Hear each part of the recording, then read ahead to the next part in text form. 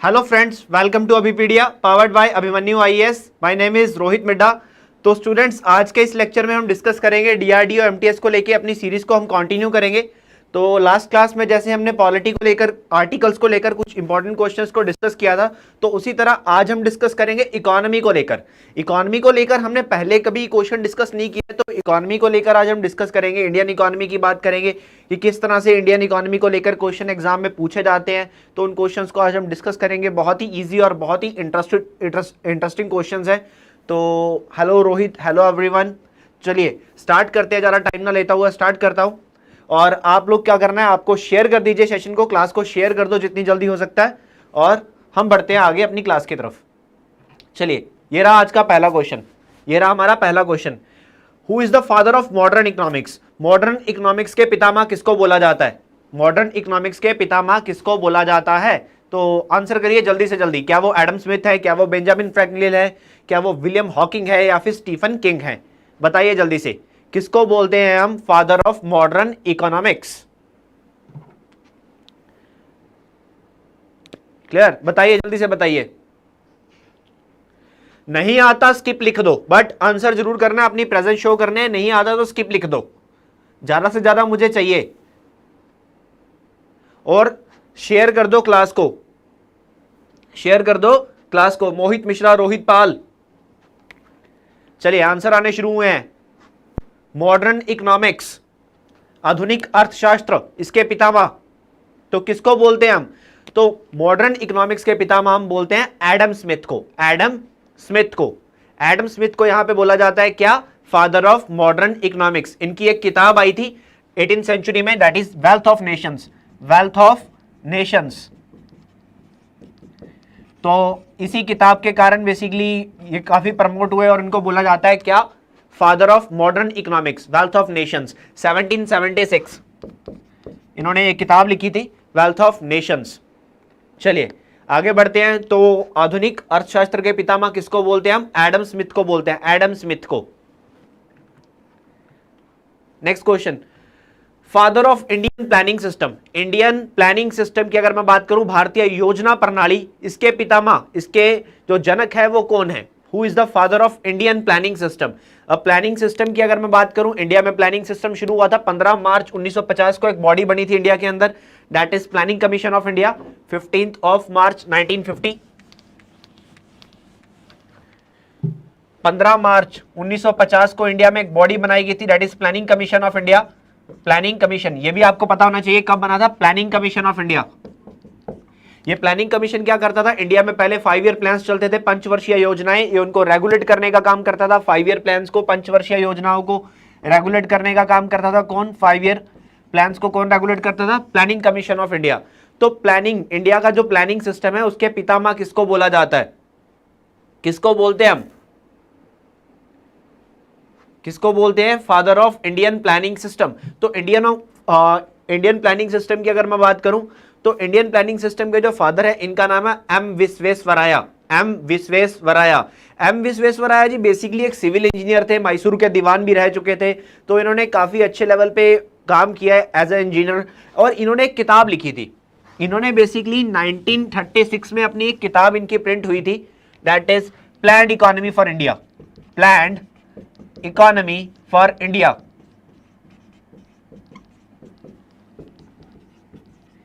इनकी एक book print हुई थी 1936 में, that is planned economy for India. तो अपनी इस किताब के कारण ही, इनकी इस किताब के कारण ही इनको बोला गया the father of Indian planning system. Father of Indian planning system इनको बोला गया इनकी इस किताब के कारण, that is planned economy for India. कब आई? 1936 में बेसिकली इसको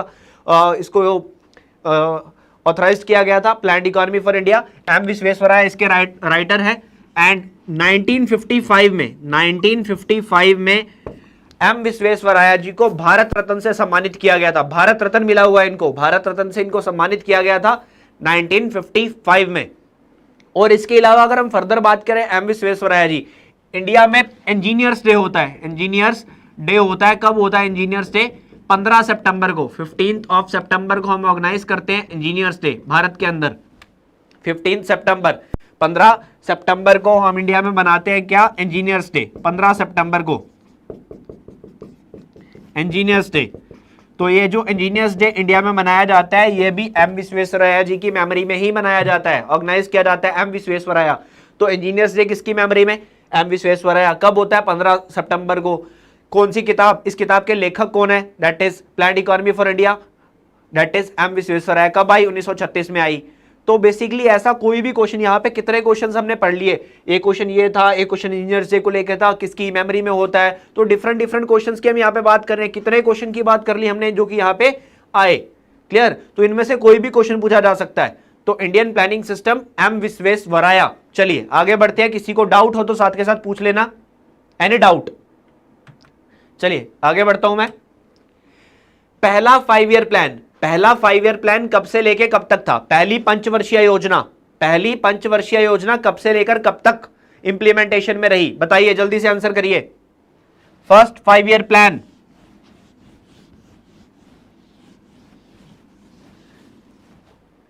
फर्स्ट 5 ईयर प्लान कब से लेकर कब तक था?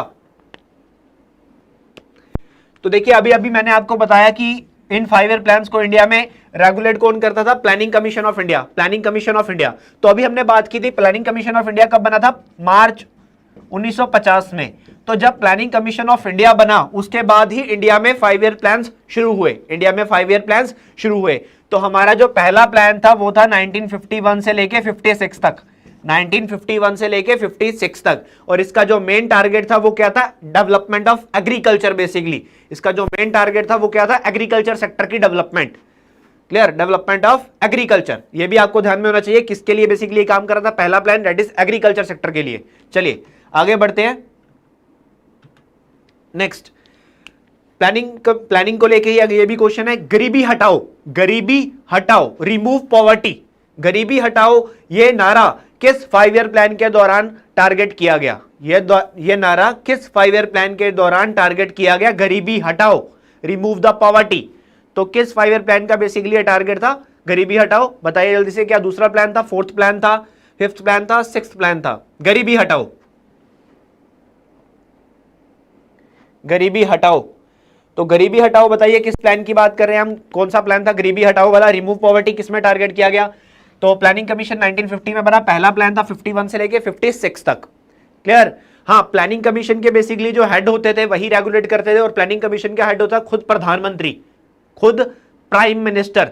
और प्लानिंग कमीशन ऑफ इंडिया में जो पहले चेयरमैन थे वो थे JL नेहरू, वो थे JL नेहरू। और अगर मैं बात करूं वाइस चेयरमैन की, डेप्यूटी चेयरमैन की, तो दैट इज गुलजारी लाल नंदा, गुलजारी लाल नंदा, वो थे गुलजारी लाल नंदा, डेप्यूटी चेयरमैन। चलिए, तो गरीबी हटाओ बेसिकली किस 5 ईयर प्लान के दौरान आया? यह आया था 5th 5 ईयर प्लान के दौरान। पांचवा प्लान जो था, पांचवें प्लान में बेसिकली टारगेट किया गया था क्या? गरीबी हटाओ, गरीबी हटाओ। यहां पे आपको मैं बता देता हूं, पहला प्लान आया 51 से लेके 56 तक, दूसरा प्लान आया 56 से लेके 61 तक, दूसरा प्लान आया 56 से लेके 61 तक। बेसिकली इसमें हमने इंडस्ट्रियलिस्ट की बात की कि इंडस्ट्रीज की ग्रोथ करनी है हमें, इंडस्ट्रियल सेक्टर की। उसके बाद बात करेंगे थर्ड प्लान 61 से लेके 66 तक। 61 से 66 तक हमने क्या किया? एग्रीकल्चर और बेसिकली इंडस्ट्रीज को फिर से कंबाइन करके दोनों को फिर से ला दिया कि एग्रीकल्चर की डेवलपमेंट करनी है फिर से, और एग्रीकल्चर इंडस्ट्रीज की भी डेवलपमेंट करनी है। बट 61 से लेकर 66 का अगर मैं दौर की बात करूं तो इस टाइम पे काफी डेवलपमेंट हो नहीं पाई थी। क्यों? 1962 में हुआ इंडिया चाइना वॉर, इंडिया को चाइना की लड़ाई। 64 में नेहरू जी का देहांत, 65 में इंडिया पाकिस्तान की लड़ाई, 66 में लाल बहादुर शास्त्री जी का देहांत। तो काफी सारे क्राइसिस रहे इंडिया में, तो ये प्लान भी अच्छी तरह से इंप्लीमेंटेशन में नहीं आ पाया। तो इसी के कारण इसके बाद क्या हुआ था? 1966 से लेकर 1969 तक 3 साल बेसिकली एनुअल प्लान चलाए गए, क्लियर? सालाना प्लान, 5 ईयर प्लान्स नहीं थे, सालाना प्लान्स नहीं थे। और इसके बाद आया फोर्थ प्लान, इसके बाद आया फोर्थ प्लान। फोर्थ प्लान कब आया? फोर्थ प्लान आया यहां पे हमारे पास 1969 से लेकर 1974, एंड इसके बाद आया क्या? Fifth plan. फिफ्थ प्लान कब से लेकर कब तक आया? 1974 से लेकर 1979 तक यहां पे इंदिरा गांधी जी ने इसको रखा था, फिफ्थ प्लान। चलिए, क्लियर हुआ? फिफ्थ प्लान का नारा था क्या? गरीबी हटाओ। बहुत ही फेमस क्वेश्चन है, बहुत बार एग्जाम में पूछा जाता है। चलिए आगे बढ़ते हैं हम। Next, rolling plan. Rolling plan किस पार्टी ने इंट्रोड्यूस किया था? रोलिंग प्लान यहां पे किस पार्टी ने इंट्रोड्यूस किया था? रोलिंग प्लान, रोलिंग प्लान इनमें से किस पार्टी ने इंट्रोड्यूस किया था? बेसिकली 5 ईयर प्लान्स के चलते हुए एक प्लान ऐसा भी आया जिसको नाम दिया गया रोलिंग प्लान। तो ये रोलिंग योजना बेसिकली किस गवर्नमेंट के तहत आई थी? क्या इंदिरा गांधी ने लॉन्च किया था, क्या नेशनल फ्रंट ने लॉन्च किया था, क्या जनता पार्टी ने लॉन्च किया था, या राजीव गांधी जी ने लॉन्च किया था इसको? तो that is rolling plan. Rolling plan बताइए जल्दी से।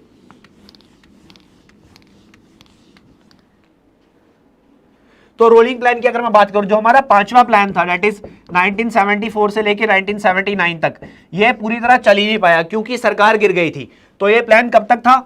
1977 तक ही चला। तो 78 से लेकर 1978 से लेकर 1980 तक बेसिकली जनता पार्टी की सरकार रही। तो जनता पार्टी ने यहां पे अपना एक प्लान चलाया था जिसको नाम दिया गया रोलिंग प्लान। बेसिकली इन्होंने प्लान तो बनाया था 1978 से लेकर 1983 तक, बट 1980 में ही इनकी सरकार गिर गई तो यह प्लान 1980 तक ही था, 1980 तक ही। तो 2 साल बेसिकली था 1978 से लेकर 1980 तक, दैट इज रोलिंग प्लान। इसको नाम दिया हमने रोलिंग प्लान। कौन सी पार्टी? जनता पार्टी ने बेसिकली इसको लॉन्च किया था। तो जनता पार्टी में देश के प्रधानमंत्री बने थे मोरारजी देसाई जी। मोरारजी देसाई देश के पहले non Congress prime minister Morarji Desai यहां पे नियुक्त किए गए थे। And also the oldest prime minister of the country, India के सबसे ओल्डेस्ट प्राइम मिनिस्टर रहे हैं। और सबसे यंगेस्ट की अगर मैं बात करूं तो राजीव गांधी इंडिया के सबसे यंगेस्ट प्राइम मिनिस्टर रहे हैं। चलिए, कोई डाउट किसी को? कोई भी डाउट?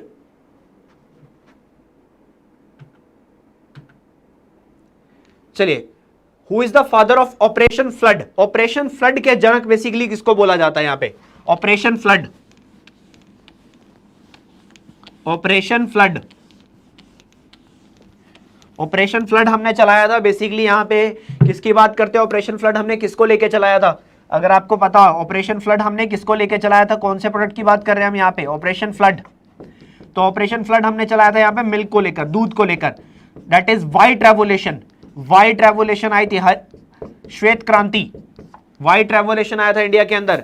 तो यहां पे व्हाइट रेवोल्यूशन की अगर मैं बात करूं, ऑपरेशन फ्लड, तो that is Varghese Kurien, doctor Varghese Kurien, doctor Varghese Kurien, doctor Varghese Kurien की बात हो रही है यहां पे।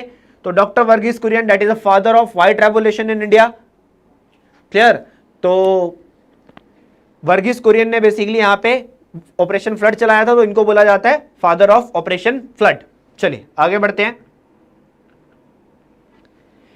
ऑयल सीड प्रोडक्शन, बेसिकली जो तेल बीज होते हैं उनकी उत्पाद को लेकर यहां पे कौन सी क्रांति बात करती है? कौन सी क्रांति? क्रांतियों को लेकर भी बेसिकली एमटीएस में काफी क्वेश्चन आता है, तो ये आपको पता होना चाहिए कि कौन सी क्रांति किस प्रोडक्ट से रिलेटेड है, ये आपको पता होना चाहिए। तो यहाँ पे white revolution, yellow revolution, green revolution, brown revolution, तो कौन सी रेवोल्यूशन की बात कर रहे हैं हम यहाँ पे? ऑयल सीड्स की बात कर रहे हैं यहाँ पे। ऑयल सीड्स कौन सी रेवोल्यूशन में बेसिकली यहाँ पे हम बात कर रहे हैं? तो बेसिकली व्हाइट रेवोल्यूशन मिल्क से होती है, अभी हमने पढ़ा था। क्लियर? ग्रीन होती है किससे? ग्रीन होती है एग्रीकल्चर से, ब्राउन होती है लेदर को लेके। तो येलो की बात कर रहे हैं हम यहाँ पे। येलो रेवोल्यूशन जो होती है, येलो क्रांति, पीली क्रांति, तो that is related to the oil seeds production. तो कौन सा? Yellow Revolution. चलिए आगे बढ़ते हैं। Asian Development Bank, Asian Development Bank का हेडक्वार्टर कहां पे है? बताइए जल्दी से, एशियन डेवलपमेंट बैंक का हेडक्वार्टर कहां पे है? क्लियर? एशियन डेवलपमेंट बैंक, जी हां वासुदेव जी आंसर करिए जल्दी से। एशियन डेवलपमेंट बैंक का हेडक्वार्टर कहां पे है? Asian Development Bank, Asian Development Bank. Asian Development bank की अगर मैं बात करूं, एशियन डेवलपमेंट बैंक बना था 1966 में, 1966 में। इसके जो प्रेसिडेंट हैं, इसके जो प्रेसिडेंट हैं, इनका नाम क्या है? इनके प्रेसिडेंट का नाम है मासेट्सुगु इशिकावा।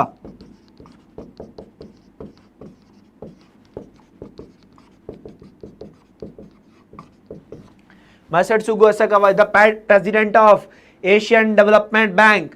और अभी अभी भारत के जो इलेक्शन कमिश्नर हैं अशोक लवासा जी, इनको नियुक्त किया गया vice president Asian Development bank में, वाइस प्रेसिडेंट।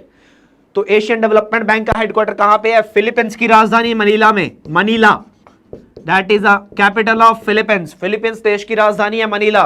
तो यहां पे है Asian Development Bank, Asian Development bank. चलिए आगे बढ़ते हैं। रिजर्व बैंक ऑफ इंडिया कब स्थापित किया गया? कब बना था आरबीआई? बहुत ही आसान सा क्वेश्चन है, जल्दी से बताइए, आरबीआई कब बना था?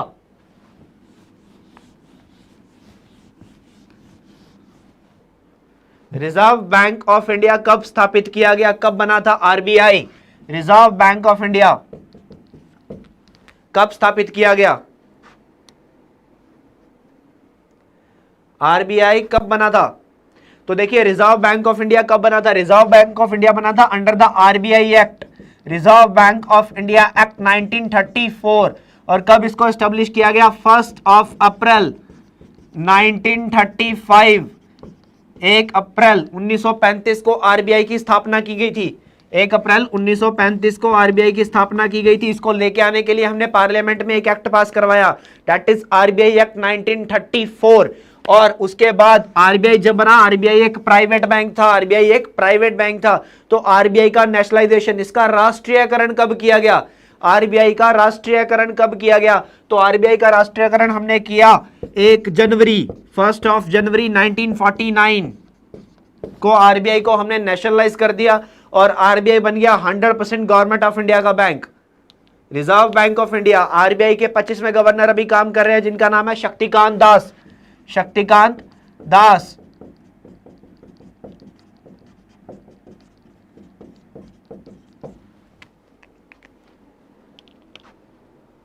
चलिए यहां पे और बात करते हैं आरबीआई को लेकर। एक क्वेश्चन जो बहुत बार पूछा जाता है आरबीआई को लेकर, आरबीआई का हेडक्वार्टर, आरबीआई का हेडक्वार्टर कहां पे है? ये क्वेश्चन बहुत बार पूछा जाता है। क्यों पूछा जाता है? क्योंकि जब आरबीआई बना था 1935 में, तब आरबीआई का हेडक्वार्टर था कोलकाता में, कलकत्ता में। बट आरबीआई बनने के 2 साल बाद, आरबीआई बनने के 2 साल बाद 1937 में आरबीआई का हेडक्वार्टर शिफ्ट कर दिया गया था मुंबई में, जो कि आज भी मुंबई में ही है। तो ये क्वेश्चन पूछा जाता है कि किस ईयर में शिफ्ट किया गया और पहले कहां पे था। ये क्वेश्चन पूछा जाता है कि पहले कहां पे था और किस ईयर में शिफ्ट किया गया। चलिए आगे बढ़ते हैं हम। World Trade Organization, World Trade Organization का हेडक्वार्टर कहां पे है? देखिए World Trade Organization United Nation का एक हिस्सा है। ये क्या करती है? दुनिया में बेसिकली ट्रेड्स को लेकर, दुनिया में देशों में, कंट्रीज में आपस में व्यापार को लेकर, ट्रेड्स को लेकर रूल्स एंड रेगुलेशंस की बात करता है वर्ल्ड ट्रेड ऑर्गेनाइजेशन। तो इसके अंडर सभी कंट्रीज को जो ट्रेड करते हैं, इंपोर्ट एंड एक्सपोर्ट, वो इसी कंट्रीज की रेगुलेशन के, इसी बॉडी की रेगुलेशंस के अकॉर्डिंगली करना पड़ता है। World Trade Organization, World Trade Organization, इसका हेडक्वार्टर कहां पे है? इसका हेडक्वार्टर कहां पे है वर्ल्ड ट्रेड ऑर्गेनाइजेशन का? World Trade Organization WTO, World Trade Organization 1995 में बना था, 1995 में बना था वर्ल्ड ट्रेड ऑर्गेनाइजेशन। 1995 में वर्ल्ड ट्रेड ऑर्गेनाइजेशन कहां है इसका हेडक्वार्टर? इसका हेडक्वार्टर है जिनीवा में, इसका हेडक्वार्टर है जिनीवा में। जिनीवा कहां है? स्विट्जरलैंड में, स्विट्जरलैंड जिनीवा में इसका हेडक्वार्टर है। और यहां पे मैं बात करूं वर्ल्ड ट्रेड ऑर्गेनाइजेशन के director general, World Trade Organization के डायरेक्टर जनरल, तो इसके डायरेक्टर जनरल है रॉबर्टो एजेवेडो, रॉबर्टो एजेवेडो। तो Roberto Azevedo that is the director general of World Trade Organization. World Trade Organization 1995 में आया था। उससे पहले क्या होता था? उससे पहले होता था general agreement on trade and tariffs and trade, general agreement on tariffs and trade, जिसको हम गैट बोलते हैं। तो गैट की अगर मैं बात करूं 1948 से लेकर 1994 तक यहाँ पे गैट था, that is general agreement on tariffs and trade. ये काम करता था, इसने रूल्स एंड रेगुलेशंस को फिक्स किया हुआ था 1948 से लेकर 1994 तक। और उसके बाद World Trade Organization, World Trade Organization. चलिए आगे बात करते हैं। इनमें से किसको नोबेल प्राइज मिला हुआ है इकोनॉमिक्स में? इनमें से किसको नोबेल प्राइज मिला हुआ है इकोनॉमिक्स में? नोबेल प्राइज बच्चों दुनिया के सबसे बड़े अवार्ड, दुनिया के सबसे बड़े अवार्ड जो होते हैं नोबेल प्राइज, नोबेल पुरस्कार, इनमें से किसको मिला हुआ है इकोनॉमिक्स में? इकोनॉमिक्स की बात की हमने, इकोनॉमिक्स में किसको मिला हुआ है?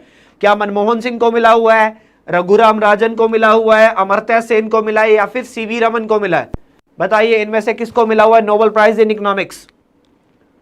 Nobel prize in economics.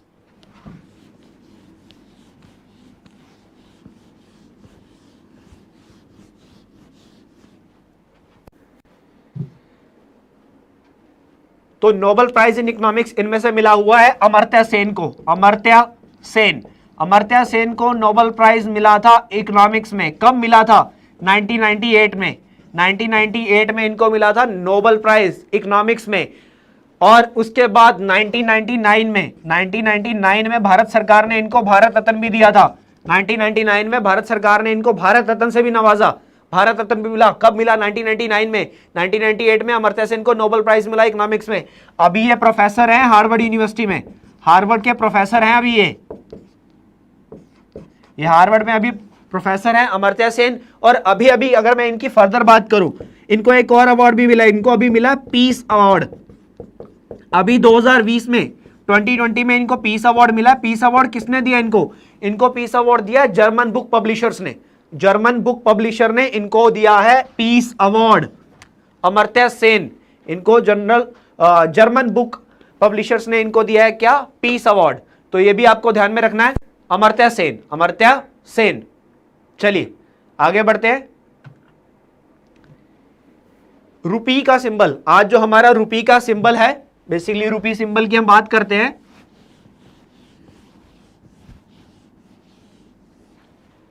Clear? Rupee symbol की मैं बात कर रहा हूं। तो रुपी का हमारा जो सिंबल है कुछ ऐसा। तो ये रुपी का सिंबल जो है, ये यूनियन कैबिनेट ने कब प्रस्ताव पास किया था, कब बेसिकली इसको सेलेक्ट किया गया था? तो ये आपको डेट बतानी है, कौन सी डेट को बेसिकली ये रुपी का सिंबल सिलेक्ट किया गया था। रोहित पाल पूछ रहे हैं एक और अवार्ड दिया गया इनको। जी हां, अभी वही बताया मैंने रोहित पाल जी, इनको अभी पीस अवार्ड मिला है। Peace award German book publishers की तरफ से, जर्मन बुक पब्लिशर्स की तरफ से। तो रुपी का जो हमारा सिंबल है, ये रुपी का सिंबल कब आया? ये रुपी का सिंबल आया 15 जुलाई 2010। 15 जुलाई 2010 को आया था हमारा ये रुपी का सिंबल। ये एग्जाम में क्वेश्चन पूछा जाता है, ये आपको पता होना चाहिए। हमारा रुपी का जो सिंबल है ये 15 जुलाई 2010 को आया। और बेसिकली इसको डिजाइन किसने किया? इसको डिजाइन किया था उदय कुमार ने, पी उदय कुमार। इसको डिजाइन किसने किया? इसको डिजाइन किया था उदय कुमार ने। एक IITian है ये उदय कुमार जी। तो इन्होंने बेसिकली इस रुपये के सिंबल को डिजाइन किया था, दैट इज उदय कुमार। तो ये नाम भी आपको पता होना चाहिए कि रुपये का सिंबल किसने दिया और कब पार्लियामेंट ने इसको अप्रूव किया, दैट इज 15 जुलाई 2010। चलिए next question. NABARD, that is national bank for agriculture and rural development. National bank for agriculture and rural development, जो कि इंडिया में बेसिकली एग्रीकल्चर सेक्टर और रूरल डेवलपमेंट को लेकर काम करता है। राष्ट्रीय कृषि और ग्रामीण विकास बैंक, NABARD की बात कर रहे हैं। तो NABARD किस ईयर में एस्टेब्लिश किया गया था? NABARD की स्थापना कब हुई थी? NABARD की स्थापना कब की गई?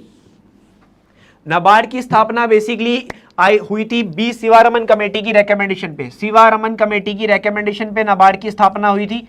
शिवारमन कमेटी, इस कमेटी को लेकर भी क्वेश्चन पूछा जाता है कि किस कमेटी की रिकमेंडेशन पे आया था। तो आपको कमेटी भी पता होना चाहिए किस कमेटी की रिकमेंडेशन पे आया था। इसको लेके आने के लिए हमने पार्लियामेंट में एक एक्ट पास करवाया, that is NABARD act. NABARD act. और कब बना NABARD? NABARD बना 1982 में। इसका हेडक्वार्टर कहां पे? इसका हेडक्वार्टर है मुंबई में।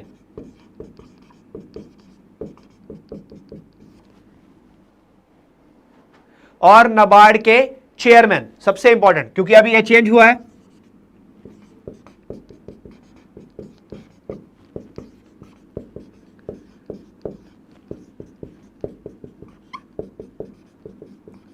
गोविंदा राजुलू चिंताला।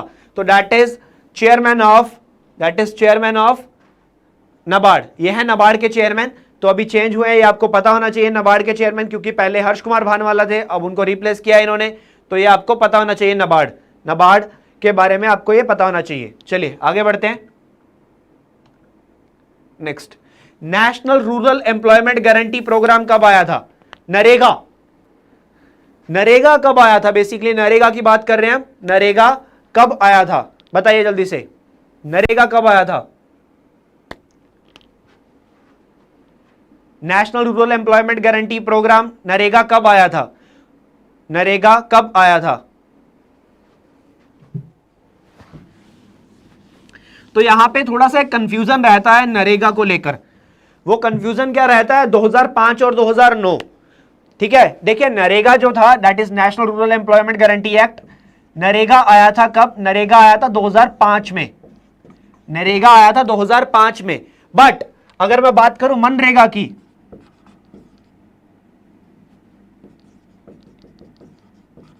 तो ये आया था 2009 में। क्लियर?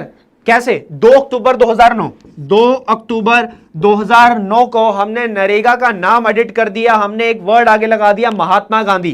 तो Mahatma Gandhi national rural employment guarantee programme, ये आया था 2009 में, ये आया था 2009 में। बट नरेगा कब आया? नरेगा आया था 2005 में, 2005 में।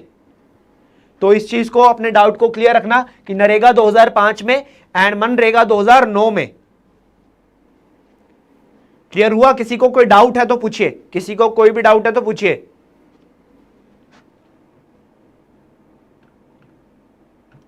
चलिए नेक्स्ट क्वेश्चन। भारत के पहले वित्त मंत्री, first finance minister of India, Bharat के पहले वित्त मंत्री कौन थे? इनमें से कौन थे भारत के पहले वित्त मंत्री? इंडिपेंडेंट इंडिया के first finance minister, that is under the government of JL Nehru. JL Nehru ji की सरकार में भारत के पहले वित्त मंत्री, बताइए जल्दी से। First finance minister of India, ये भारत के पहले वित्त मंत्री थे जिन्होंने भारत का पहला बजट भी प्रेजेंट किया। तो क्वेश्चन कुछ इस तरह से भी आ जाता है कि इनमें से किसने भारत का पहला बजट प्रेजेंट किया था? क्लियर? कौन सा पहला बजट प्रेजेंट किया था? बताइए जल्दी से बताइए।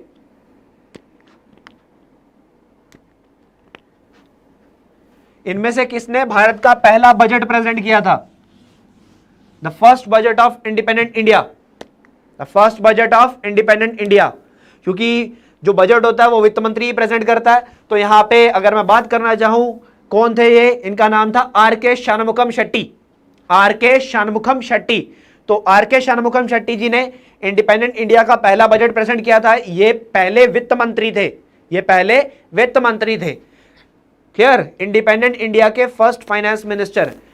यहां पे आप लोगों को फिर से कंफ्यूजन हो रही है, किरण, कृष्णा, बेसिकली रोहित। तो यहां पे जॉन मथई की अगर मैं बात करूं, जॉन मथई ने बजट पहला प्रेजेंट किया था रिपब्लिक ऑफ इंडिया का, रिपब्लिक ऑफ इंडिया। क्लियर? मैंने बात की इंडिपेंडेंट इंडिया, मैंने इंडिपेंडेंट इंडिया बोला, रिपब्लिक ऑफ इंडिया नहीं बोला। तो रिपब्लिक ऑफ इंडिया का पहला बजट जॉन मथई ने किया था, बट इंडिपेंडेंट इंडिया का पहला बजट था वो आर के शानमुखम शेट्टी ने किया था। और मौलाना अबुल कलाम आजाद जो आपको ऑप्शन में दिख रहे हैं, ये इंडिया के पहले एजुकेशन मिनिस्टर थे, ये इंडिया के पहले शिक्षा मंत्री थे, मौलाना अबुल कलाम आजाद, मौलाना अबुल कलाम आजाद। किसी को डाउट है तो पूछिए, किसी को कोई भी डाउट है तो पूछिए।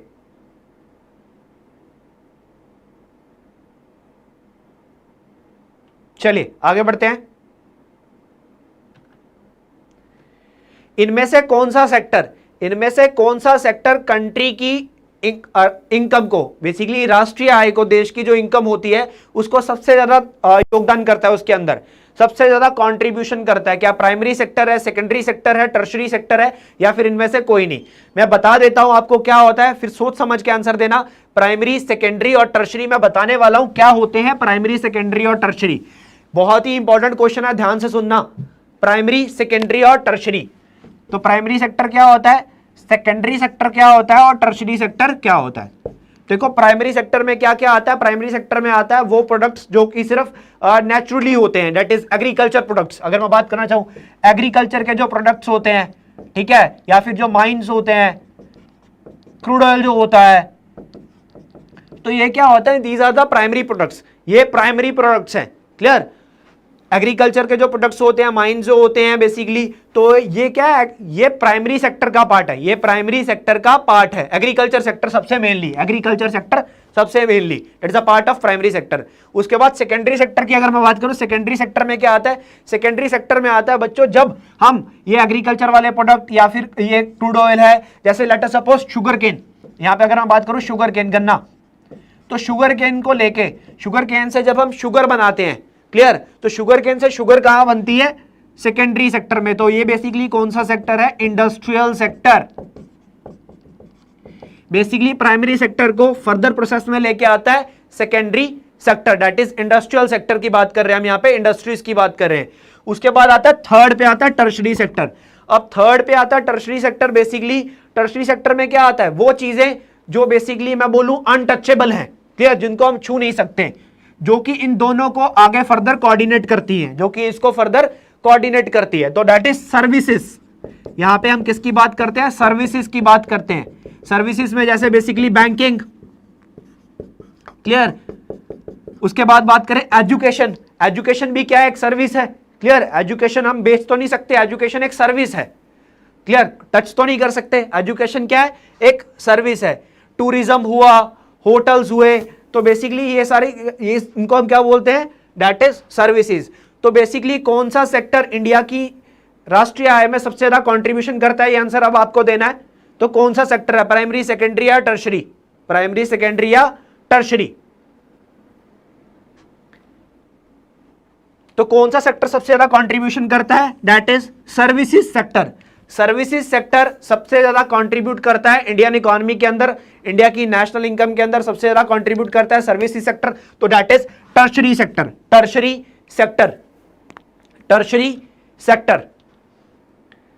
तो किसी को कोई डाउट इसमें? किसी को कोई भी डाउट? चलिए आगे बढ़ते हैं हम।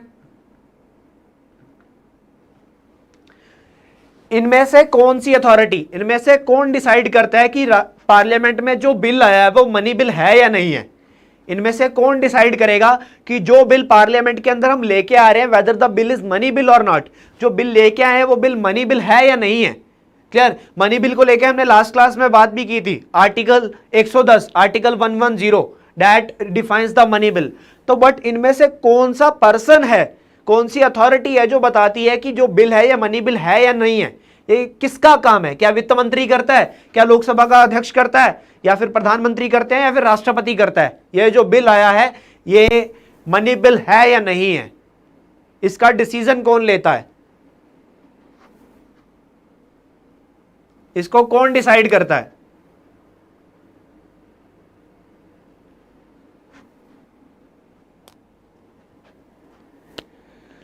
तो ये जो बिल आता है हमारे पास, ये बेसिकली मनी बिल है या नहीं है, तो इसको कौन डिसाइड करता है? इसको डिसाइड करता है स्पीकर ऑफ लोकसभा।